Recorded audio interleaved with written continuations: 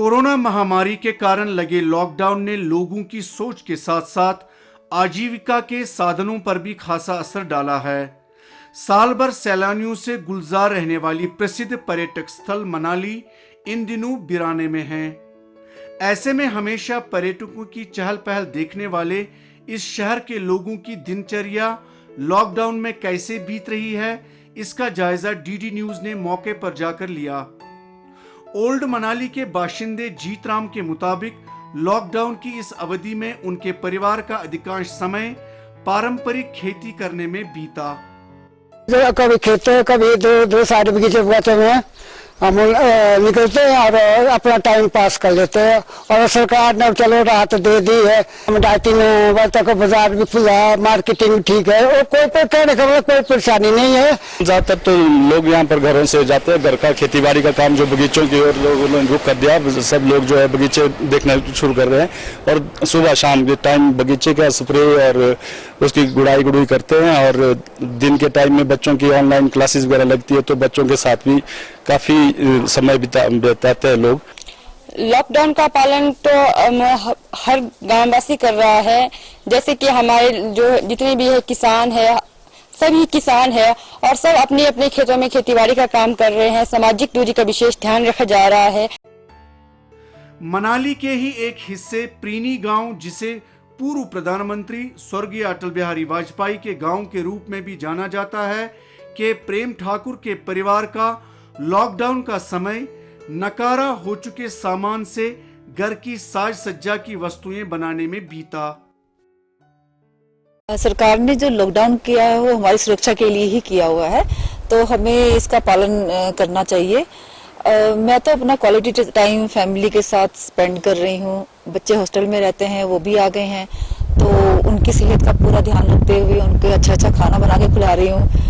जो रेसिपी मैं ट्राई करना चाहती थी बहुत सालों से जो नहीं कर पाती थी, वो मैं अब पूरा भरपूर आनंद उठा रही हूँ अपने लॉकडाउन का। और जो खाली समय मिलता है मैं वेस्ट मटेरियल से चीजें बनाती हूँ। लॉकडाउन जो है वो वक्त की जरूरत है और हमें इसका पालन करना चाहिए।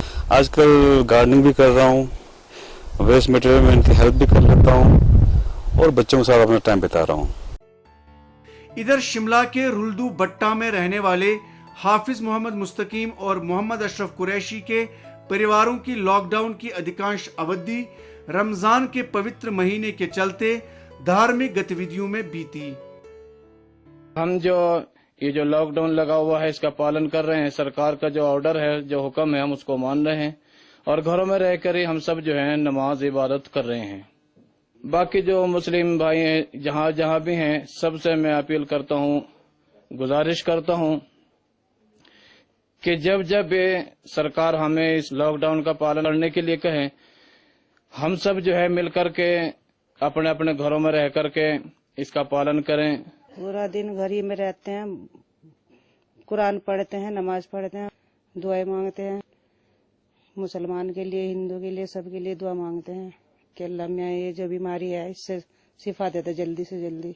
पूरा दिन तो हम घर का काम करते हैं पहले, तो फिर उसके बाद हम जो बाकी टाइम रहता है तो हम कुरान शरीफ पढ़ते हैं और अल्लाह से दुआ करते हैं नमाज पढ़ के कि अल्लाह ये जो बीमारी फैली हुई है जल्दी से जल्दी खत्म हो जाए। खाली टाइम में दुआ मांग लेते हैं, कुरान शरीफ पढ़ लेते हैं और नमाज पढ़ लेते हैं और घर का काम करते हैं। बस नमाज पढ़ रहे हैं, दुआ मांग रहे हैं अल्लाह से। बाकी लोगों से भी ये अपील है कि सब अपने अपने घरों में रहे और अपने अपने घरों में इबादत करे और बाहर न निकले।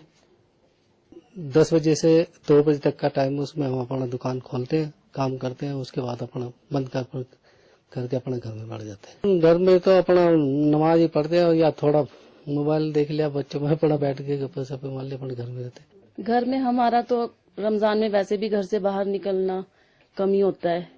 नमाज पढ़नी, कुरान शरीफ पढ़ना, टाइम ही नहीं मिलता बाहर जाने का इतना। इसलिए अच्छा ही है अपना घर में है, अपना नमाज रोजे में लगे रहते हैं। हम रोजे रख रहे हैं और नमाजें पढ़ रहे हैं और ऑनलाइन होमवर्क कर रहे हैं अपने स्कूल का।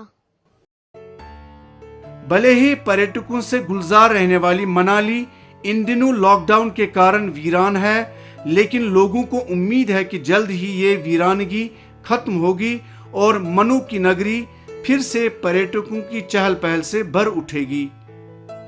मनाली से मोहन बोगटापा और शिमला से सुभाष शर्मा की रिपोर्ट के साथ तारिक रात्र, डीडी न्यूज शिमला।